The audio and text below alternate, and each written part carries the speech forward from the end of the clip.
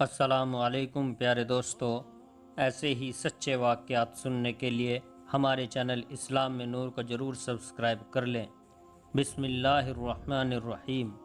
حضور صلی اللہ علیہ وسلم اور آپ کے چچا ابو طالب جب کفار مکہ حضرت ابو طالب کے پاس آئے اور کہنے لگے کہ اے ابو طالب، یا تو آپ اپنے بھتیجے محمد صلی اللہ علیہ وسلم کا ساتھ چھوڑ دیں ورنہ آپ کے خلاف بھی کارروائی کی جائے گی، اور بگڑ کر واپس چلے گئے۔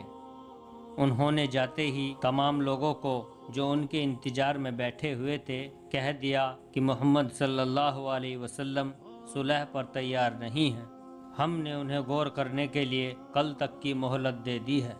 اگر انہوں نے اپنے بھتیجے کو سمجھا دیا اور وہ ہمارے معبودوں کی مخالفت سے باز آ گیا تو ٹھیک ہے، ورنہ پھر محمد صلی اللہ علیہ وسلم پر، مسلمانوں پر، دوسرے ساتھ دینے والوں پر اتنی سختیاں کرو کہ ان کے لیے جینا دشوار ہو جائے۔ اعلان کر دو کہ محمد صلی اللہ علیہ وسلم خانہ کعبہ میں گھس نہ پائے۔ اپنے جوانوں سے کہہ دو کہ جس جگہ محمد صلی اللہ علیہ وسلم جائیں، بازار ہو یا سڑک یا گلی کوچہ، ہر جگہ ان کے پیچھے جائیں، انہیں کسی سے بات نہ کرنے دیں، شور مچائیں، مسلمان اور اسلام کو برا کہیں، مسلمانوں کے خدا کو برا کہیں۔ لڑکوں کو اس پر ابھارے کہ وہ ہر مسلمان پر، محمد صلی اللہ علیہ وسلم پر، مسلمانوں کی حمایت کرنے والوں پر دھول پھینکیں، اینٹیں ماریں، پتھر برسائیں اور انہیں اتنا تنگ کریں کہ وہ نئے مذہب کو چھوڑ دیں اور ہمارے معبودوں کو پوجنے لگیں۔ تمام لوگوں نے اس بات کو پسند کیا اور اقرار کیا کہ وہ ایسا ہی کریں گے۔ کچھ دیر بعد یہ مجلس برخاست ہو گئی، لوگ اٹھ اٹھ کر اپنے گھروں کی اور چلے گئے۔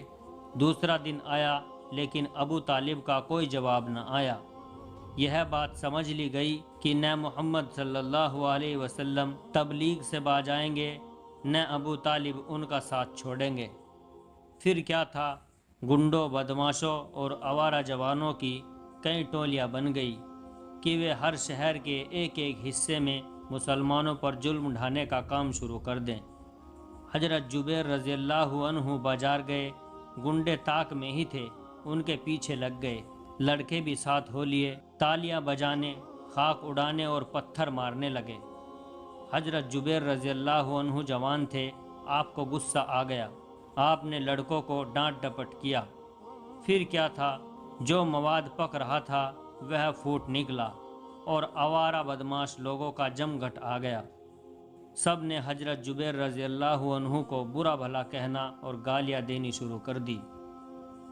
حضرت جبیر رضی اللہ عنہ معاملے کی نزاکت سمجھ گئے اور چپ چاپ واپس چلے آئے۔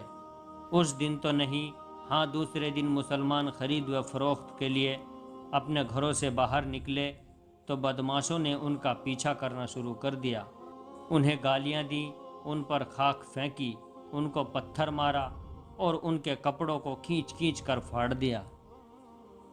مسلمانوں کو برا ہی محسوس ہوا، لیکن وہ کمزور تھے، جانتے تھے کہ اگر ذرا بھی بولے تو مار کھائیں گے، قتل کر ڈالے جائیں گے۔ مجبوراً صبر کیا اور اپنے اپنے گھروں کو لوٹ آئے۔ پھر یہ سلسلہ گالیاں دینے، مار پیٹ کرنے کی حد تک نہ رہا، بلکہ بڑے بڑے پتھر راستے میں اٹھا کر ان بدماشوں نے گھروں میں پھینکنا شروع کر دیا، گندگیاں ڈالنے لگے۔ مسلمان سخت پریشان ہوئے، ان کا گھروں سے نکلنا بند ہو گیا۔ حضور صلی اللہ علیہ وسلم کعبہ شریف میں نمازیں پڑھا کرتے تھے۔ آپ مکان سے نکل کر حرم شریف کی طرف چلے۔ آوارہ لڑکوں اور بدماشوں نے آپ کو گھیر لیا، جھنڈ کے جھنڈ آپ کے پیچھے چلے۔ لڑکوں کی تو ہمت نہ ہوئی کہ آپ کی شان میں کوئی گستاخی کر سکے۔ ہاں، حرم شریف کے دروازے پر قریشی سرداروں کو کھڑا پایا۔ جب دروازے میں داخل ہونے لگے تو اب سفیان نے روک دیا۔ ابو جہل نے کہا، محمد صلی اللہ علیہ وسلم، آج سے حرم شریف تمہارے لیے بند کر دیا گیا ہے، تم اس قابل نہیں کہ ہمارے معبودوں کی زیارت کرو۔ حضور صلی اللہ علیہ وسلم نے فرمایا، ابو جہل، تو دن بدن گمراہی اور شرک میں پکا ہوتے جا رہا ہے۔ میں خانہ کعبہ میں تمہارے جھوٹے معبودوں کی زیارت کرنے نہیں جاتا، بلکہ اس لیے جاتا ہوں کہ وہ مقام محمود ہے، ہمارے اور تمہارے دادا حضرت ابراہیم خلیل اللہ کا بنایا ہوا مکان ہے، خانہ خدا ہے، خدا کی نماز پڑھنے جاتا ہوں۔ کسی کو بھی یہ حق نہیں کہ وہ کسی کو کعبہ میں داخل ہونے سے روکے۔ ابو جہل ہنسا اور بولا، یہ تمام قریش کے سرداروں کی رائے ہے کہ مسلمانوں کو خانہ کعبہ میں داخل نہ ہونے دیا جائے۔ حرم شریف کا دروازہ ہمیشہ کے لیے تمام مسلمانوں پر بند کر دیا گیا ہے، اب کوئی مسلمان داخل نہ ہو سکے گا۔ حضور صلی اللہ علیہ وسلم نے فرمایا، تو کیا مجھے خانہ کعبہ میں داخل نہ ہونے دو گے؟ ابو جہل نے غصے سے کہا، ہرگز نہیں۔ حضور صلی اللہ علیہ وسلم بولے، اگر میں تمہارے روکنے سے نہ روکوں؟ ابو سفیان بھی ان سرداروں میں موجود تھا، تلوار کو میان سے کھینچ کر بولا، معبودوں کی قسم، یہ تمہارے ٹکڑے کر ڈالے گی۔ حضور صلی اللہ علیہ وسلم نے دروازے کی طرف بڑھتے ہوئے کہا، اچھا تو تم تلوار چلاؤ، خدا میری مدد کرے گا۔ ابو جہل ڈرا کہ حضور صلی اللہ علیہ وسلم ضرور حرم میں داخل ہو جائیں گے۔ اس نے اس مجمع کی طرف دیکھا جو سامنے کھڑا تھا اور کچھ اشارہ کیا۔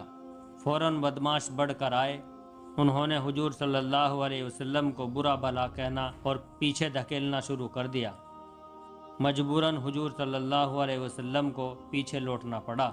اس دن حرم کا دروازہ مسلمانوں کے لیے بند کر دیا گیا۔ اب کفار مکہ نے تمام مسلمانوں پر اتنا ظلم کرنا شروع کر دیا کہ ان کا اپنے گھروں سے باہر نکلنا، کاروبار کرنا، زندگی کی ضرورتوں کی چیزوں کو خریدنا بیچنا مشکل ہو گیا۔ جب کھانے وغیرہ کا سامان ہی نہ آتا، کھانا کہاں سے ملتا؟ لوگ بھوکے رہنے لگے۔ آپ صلی اللہ علیہ وسلم کو اس سے بڑی چنتا ہوئی، اس لیے آپ نے سوچنا شروع کر دیا کہ اب کیا کیا جائے۔ ادھر جوشیلے مسلمان کفار کا مقابلہ کرنے کے لیے حضور صلی اللہ علیہ وسلم سے اجازت طلب کرنے لگے۔ حضور صلی اللہ علیہ وسلم نے فرمایا، میں لڑائی کی اجازت بغیر خدا کے حکم کے نہیں دے سکتا، صبر و شکر کر کے سختیاں برداشت کرو، ابھی خدا تو تمہاری آزمائش کر رہا ہے، ہم کو اس آزمائش میں پورا اترنا چاہیے۔ لوگ خاموش ہو گئے۔ حضرت عبداللہ بن مسعود رضی اللہ عنہ ایک صحابی تھے، آپ نہایت جوشیلے تھے۔ آپ نے سنا کہ مسلمانوں کو حرم محترم میں قرآن شریف کی تلاوت اونچی آواز سے کرنے اور نماز پڑھنے سے روک دیا گیا ہے، تو آپ کو جوش آ گیا۔ آپ نے فرمایا کہ حرم محترم میں جا کر خدا کا کلام پڑھوں گا۔ مسلمانوں نے سمجھایا کہ کفار دشمن آمدہ ہیں، کہ وہ مسلمانوں کو ختم کرنے کی پلاننگ کر رہے ہیں، تمہارا حرم محترم میں جا کر قرآن شریف اونچی آواز میں پڑھنا گوارا نہ کر سکیں گے، یقیناً مار ڈالیں گے، اس لیے ابھی خاموش رہو، جب خدا کا حکم ہوگا تم ہی کیا سب خانہ کعبہ میں جا کر اونچی آواز میں قرآن شریف پڑھیں گے۔ حضرت عبداللہ رضی اللہ عنہ نے کہا، میرا دل نہیں مانتا کہ کفار مکہ حرم میں جا کر بتوں کی پوجا کریں، ہم وہاں قرآن شریف بھی نہ پڑھ سکیں، پرواہ نہیں کہ اگر وہ مجھے مار ڈالیں گے، میں ضرور آج ہی وہاں جا کر قرآن شریف پڑھوں گا۔ مسلمانوں کو بڑی چنتا ہوئی، جانتے تھے کہ جس وقت عبداللہ قرآن شریف کی تلاوت کریں گے فوراً ہی کفار ان کو قتل کر ڈالیں گے۔ مسلمانوں میں اسلام نے آپسی محبت پیدا کر دی تھی، سب نے سمجھایا، عبداللہ چپ ہو گئے۔ مسلمانوں نے سمجھ لیا کہ وہ اپنے ارادے سے باز آ گئے ہیں، اس لیے کسی نے ان کی نگرانی نہ کی، پر عبداللہ موقع کی گھات میں رہے اور موقع ملتے ہی سیدھے حرم شریف پہنچے۔ کفار نے ان کو روکا، پر باوجود اس رکاوٹ کے وہ مقام ابراہیم پر جا کر کھڑے ہو گئے اور بڑی اچھی آواز سے سورہ رحمان کی تلاوت کرنے لگے۔ کفار مکہ نے جب رحمان کا نام سنا تو وہ بہت بگڑے، اور جب سنا کہ ستارے اور پیڑ اس کو سجدہ کرتے ہیں تو انہوں نے معبودوں کی توہین سمجھ لیا، ان کے خیال میں ان کے معبود ہی اس سجدے کے قابل ہیں، وہ بگڑ گئے۔ سب کے سب حضرت عبداللہ بن مسعود رضی اللہ عنہ کے اوپر برس پڑے اور گھوسے، لات اور منہ پر تماچے مارنے لگے، لیکن عبداللہ رضی اللہ عنہ نے ان کی مار کا خیال بھی نہ کیا، پیٹتے رہے۔ کفار مکہ کو اس پر بڑا تیش آیا۔ انہوں نے آپ کا منہ نوچ لیا، آپ کے گالوں پر اتنے گھوسے لگائے کہ آپ کا چہرہ لہولہان ہو گیا۔ حضرت عبداللہ رضی اللہ عنہ جب سورہ رحمان ختم کر چکے، آپ نے مکان پر پہنچ کر کپڑے بدلے، منہ دھویا، گھاؤ پر مرہم لگایا اور چپ چاپ بیٹھ گئے۔ کفار قریش نے لوگوں سے یہ بھی کہہ دیا تھا کہ جو آدمی اونچی آواز سے قرآن پڑھے اسے مارو، اگر کوئی اسے گھر پر پڑھتا ہو تو اس کے گھر میں گھس جاؤ اور اسے اس وقت تک مارو جب تک وہ قرآن شریف پڑھنا بند نہ کر دے۔ کافروں نے اس پر سختی سے عمل کرنا شروع کر دیا۔ وہ مسلمانوں کے گھروں کے پاس اسی بات سے کھڑے ہو جاتے تھے کہ جب وہ اونچی آواز سے قرآن شریف پڑھیں تو فوراً ان کے گھروں میں گھس کر انہیں مار ڈالے۔ حضرت ابو بکر رضی اللہ عنہ قریش کے رئیسوں میں سے تھے، بڑے آدمی تھے۔ جب وہ مسلمان ہوئے تو ان کے پاس 40,000 درہم نقد موجود تھے، بہت سے خادم، غلام اور لونڈیاں تھیں، لیکن کفار کے ڈر سے وہ بھی قرآن مجید زور سے نہ پڑھتے تھے۔ اس طرح مسلمانوں کا مال، عزت و آبرو، جان سب خطرے میں تھا۔ اب صحیح معنوں میں ان کی زندگی تنگ کر دی گئی تھی، بھوکے پیاسے چھپے اپنے گھروں میں بیٹھے رہتے تھے۔ حضور صلی اللہ علیہ وسلم نے یہ کیفیت دیکھ کر حبشہ کو ہجرت کرنے کا حکم دیا۔ مسلمان اس حکم سے بہت خوش ہوئے۔ اس زمانے میں حبشہ کا بادشاہ عیسائی تھا، اس کا نام سہمہ تھا، عرب اسے نجاشی کہتے تھے۔ چونکہ مسلمان جانتے تھے کہ کفار مکہ انہیں آسانی سے ہجرت نہ کرنے دیں گے، ضرور روکیں گے، اس لیے انہوں نے چپ کے تیاری شروع کر دی۔ جب تیاری پوری ہو گئی تو ایک دن رات کو جب کفار سو رہے تھے، چپکے سے مکہ سے نکلے اور جدے کی طرف روانہ ہوئے۔ یہ ہے چھوٹا سا قافلہ گھر بار، وطن، رشتہ داروں اور دوستوں کو چھوڑ کر روانہ ہوا۔ اس چھوٹے سے قافلے میں صرف 12 مرد اور 4 عورتیں تھیں۔ مردوں میں حضرت عثمان بن عفان، حضرت جبیر بن عوام، حضرت عبداللہ بن مسعود، حضرت حذیفہ بن عتبہ، مصعب بن عمیر، حضرت عبداللہ بن عوف، حضرت ابو سلمہ مخزومی، حضرت عثمان بن مجعون، حضرت عامر بن ربیعہ، حضرت ابو ہریرہ، طالب بن عمر، حضرت صلح بن بیجار تھے۔ عورتوں میں حضرت رقیہ، حضور صلی اللہ علیہ وسلم کی صاحبزادی، حضرت عثمان بن عفان کی بیوی، حضرت طلحہ، حضرت ام سلمہ اور حضرت لیلہ تھی۔ یہ مہاجروں کا پہلا قافلہ تھا جو ہجرت کر کے حبشہ کی طرف چلا۔